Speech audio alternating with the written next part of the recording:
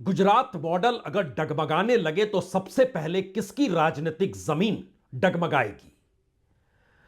अगर बीजेपी और संघ की प्रयोगशाला के तौर पर बने उत्तर प्रदेश के भीतर से अगर सियासी चुनौती दिल्ली को मिलने लगे तो किसकी राजनीतिक जमीन डगमगाएगी, यह बताने की जरूरत होनी नहीं चाहिए, क्योंकि इस दौर में अब रायसीना हिल्स या नॉर्थ साउथ ब्लॉक का जिक्र नहीं है। अब तो सेवा तीर्थ का जिक्र है, अब तो कर्तव्य पथ और लोक कल्याण मार्ग का जिक्र है।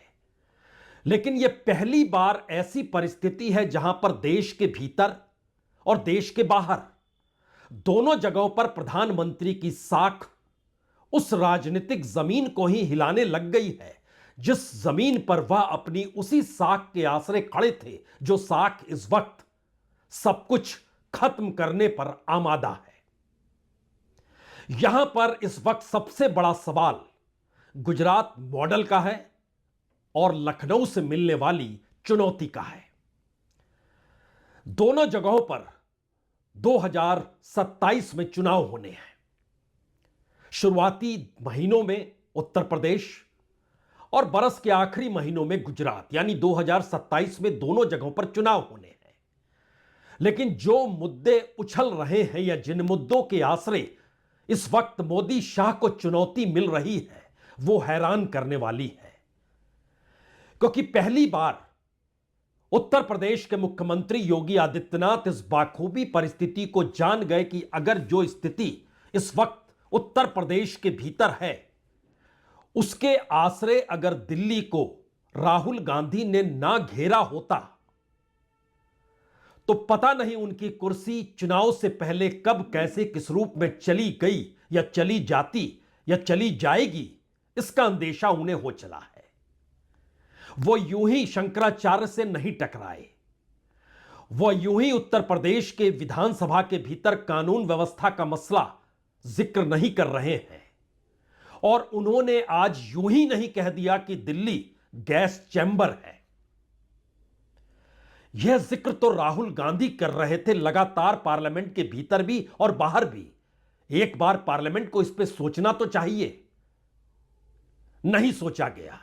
तो आज योगी आदित्यनाथ ने ही कह दिया, दिल्ली में जाइएगा तो आंखें जलने लगेंगी, बड़े बुजुर्गों की मुश्किल हालात होगी। और यह गैस चैंबर में तब्दील हो गया है। तो फिर इससे पहले सोनिया गांधी ने कहा था, गैस चैंबर हो गया है, बड़े बुजुर्गों का सरकार ख्याल तो रखे। दिल्ली में भी बीजेपी की सरकार है, यहां की मुख्यमंत्री गाहे बगाहे दावा करती रहती है, अब प्रदूषण खत्म, कल प्रदूषण खत्म। और इन सब के बीच पर्यावरण मंत्री यह कहने से चूकते नहीं हैं कि दरअसल इसमें अरावली पहाड़ी भूल जाइए, इन सब का कोई मतलब नहीं है, वो तो पुरानी सरकारें थी जिसके गड्ढों को हम भर रहे हैं और इसीलिए यह प्रदूषण है।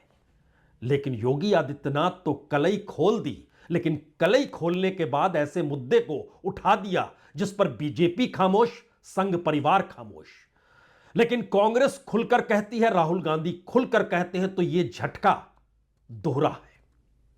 और इस परिस्थिति में दोहरे झटके के साथ एक नई परिस्थिति भी बन पड़ी है, जहां पर राहुल गांधी ने लगातार जो ट्रेड डील पर कह रहे थे और कहते कहते कल जब वह कपास के किसानों तक पहुंच गए और आज उन्होंने 5 सवालों को खड़ा कर दिया, तो अगला सवाल यही था कि आखिर यह कौन सी परिस्थिति है जिसमें बीजेपी के नेता ही नहीं, सारे कैबिनेट मिनिस्टर्स और खुद गृह मंत्री भी अब यह बताने समझाने निकल पड़े हैं कि किसानों पर कोई आंच आने नहीं दी जाएगी। लेकिन जो डील हुई है उसकी हकीकत हमने आपसे कल भी जिक्र किया था, किस तरीके से भारत के किसान, वह भी कपास उगाने वाले किसान, बचेंगे या नहीं बचेंगे, अब इसका फैसला सरकार को करना है।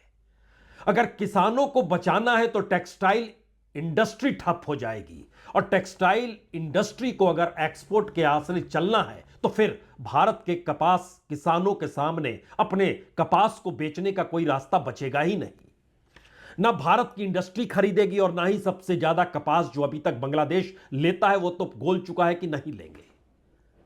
आप सोच जरूर रहे होंगे ये कपास का मसला है क्या, और क्यों ऐसी परिस्थिति आ गई कि राहुल गांधी ने अगर इस डील का जिक्र ना किया होता तो उत्तर प्रदेश पर नजर दिल्ली की बड़ी पैनी है। क्योंकि लगातार 2017 के बाद से आंकड़े योगी के सत्ता में राजनीतिक तौर पर ऊपर गए नहीं है, वो लगातार नीचे आए हैं। तो 2027 के खेल में कोई गैम्बल दिल्ली खेलना नहीं चाहती है। वो क्लियर कट अपने तौर पर एक निर्णय चाहती है, लेकिन